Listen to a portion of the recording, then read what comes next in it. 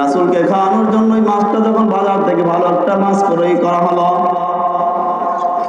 কেটে সুন্দর করে পরিষ্কার করে রান্নার জন্য চুলায় যখন দেওয়া হলো, যখনই চুলার মধ্যে মাছটা দেওয়া হয়, পাতিলের মধ্যে মাছটা দেওয়া হয়, সাথে সাথে আগুন বন্ধ হয়ে যায়, আগুন নিভে যায়, আগুন আর মাছকে জ্বালাইতে পারে না, আগুন মাছকে জ্বালাইতে পারে না।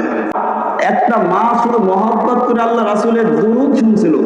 সমুদ্রে একটা মাছ, আল্লাহর রাসূলের এক নবীর উম্মত প্রেমিক, সে তার অজিবার মতো দুরূদ পড়তেছে জাহাজের মধ্যে, আর একটা মাছ ওটা মহব্বত করে জাহাজের পানিতে যাচ্ছে আর শোনার তালে রয়েছে। ওই মাছটা, ঘটনা বলার উদ্দেশ্য এটাই যে আপনাদের দুরূদের কি ফজিলত,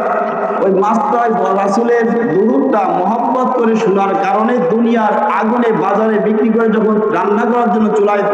দেওয়া হয়েছে, যে রান্না করে রাসূলকে খাওয়ানো হবে, রাসূলকে খাওয়ানোর জন্যই মাছটা যখন বাজার থেকে ভালো একটা মাছ ক্রয় করা হলো, কেটে সুন্দর করে পরিষ্কার করে রান্নার জন্য চুলায় যখন দেওয়া হলো, যখনই চুলার মধ্যে মাছটা দেওয়া হয়, পাতিলের মধ্যে মাছটা দেওয়া হয়, সাথে সাথে আগুন বন্ধ হয়ে যায়, আগুন নিভে যায়, আগুন আর মাছকে জ্বালাইতে পারে না, আগুন মাছকে জ্বালাইতে পারে না।